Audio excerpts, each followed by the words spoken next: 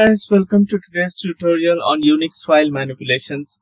So this is going to be a short tutorial on the various file commands and the directory commands that we are going to frequently use in the Unix interface. Okay, so right now if you see, I'm inside a Linux distro which is Ubuntu, and I have opened the terminal which is essentially the Unix counterpart, right? So right now if you look at the before the cursor, right, whatever part of the string that is showing, it's showing Angan, which is the username, at Angan virtual machine, which is my machine name, and then hyphen desktop. So I'm in the desktop location. So the very first command that you should be familiar with while using Python is which path I'm currently in, right? For example, if I minimize this, right, I know that I'm in desktop, okay, but how do I know it from the shell? So what I'm going to do is I will type a command called present working directory, or pwd, right? So it shows me that I'm in home, Angan, desktop. Okay, so that is the purpose of pwd command. The next command that we are going to discuss is inside desktop.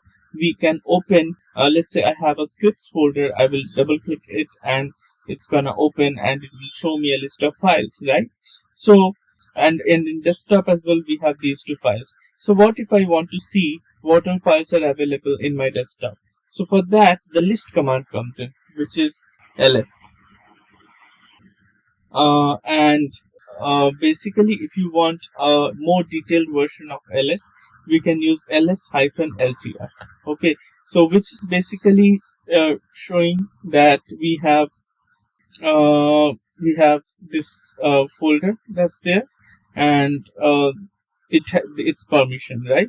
So if you look at the permissions, it has D as the first because it's a directory. If it's a file, it would have been hyphen. R stands for read, W stands for write, X stands for execute, and there are three sets of this. So basically, first three sets are for the owner, second three sets are for the group, and the last three set of R, W, X, R stands for the any other users, right? And it gives the details like who created the file, when this was created, and all of that, right? So the third command that I want to explain is basically how to create a file, right? So let's create one file called, so we will use touch command to create a file.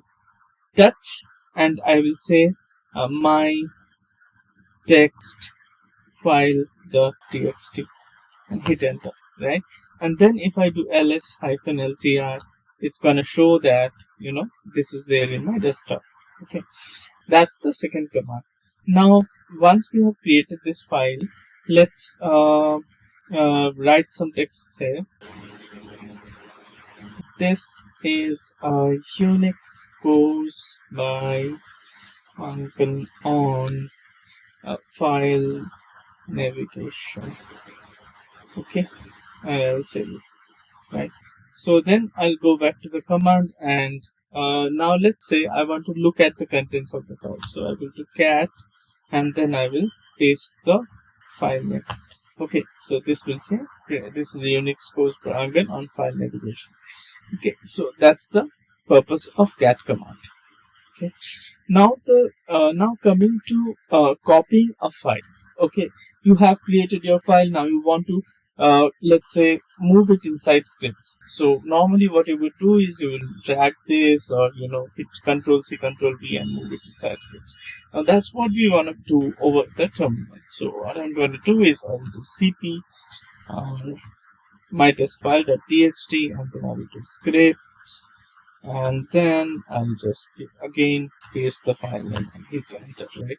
So now if I move inside the scripts folder, so I will see that I have my text file .txt created.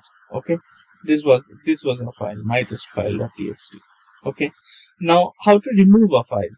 Okay, to remove a file, basically you use rm. So you can use rm, and you can use any file, maybe an older file which I have. I will do rm, and then if you do ls, that file is gone, right? And that's I will go into rm a little bit later when I'm talking about directories, but for now, that's how you remove a file. Okay, now let's say we have copied the file, right? Now we want to cut paste the file back into desktop. So for that we use the rm command. So rm command is basically a rename command as well as a cut paste command. So first we will use it to see how we can rename. So we will use mv. I'm sorry, I was saying rm, but it's mv. Mv command is both a rename and move or cut paste command. So mv mytestfile.txt, right? And then I want to move one step back, which is desktop, and then I'm gonna, let me show the rename first. So I will rename it to rename testfile.txt. Okay. So if I do ls, I have renamed testfile.txt, right? Now if I want to cut paste it like Windows, so again I will use the same command, which is mv, and then I will do rename test.txt, and then I will move one step back and then again paste that there. Now if you look here, you don't have rename testfile.txt anymore here, but if I go one step back and show you on the desktop, you have rename testfile.txt, right? So I think that's pretty much about the files. Now let's move on to directories, right? Okay, so now in desktop, let's say I want to create a folder for where I want to store all the Python scripts, right? So for that I will use mkdir, which stands for make directory command, and I will say python underscore scripts. Okay, and do ls. So you have python underscore scripts. Now you can remove a directory by writing rmdir python underscore scripts. Okay, and then you don't have it. So let's create it again. Okay, now this time let's list out the files that we have. Now let's move my test file or rename test file into python.scripts, right? So how do we do that? cp this inside python underscore scripts slash. Okay, now if I go inside python underscore scripts and do ls, this is not empty. This folder is no longer empty, right? Now if you try to do an rmdir or remove directory command on python underscore scripts, it was going to throw an error saying directory not empty, right? So, and then basically here you have to use rm command. So you have to use something like rm hyphen r recursively delete and force delete python underscore scripts. Okay, so that deleted the file. Now you see that file is no longer present, right? So I think that covers most of the file navigation commands, and hope you liked this video. If you have not subscribed to my YouTube channel yet, I request you to do so, because there's a lot of Unix videos coming up, and you will enjoy that, right?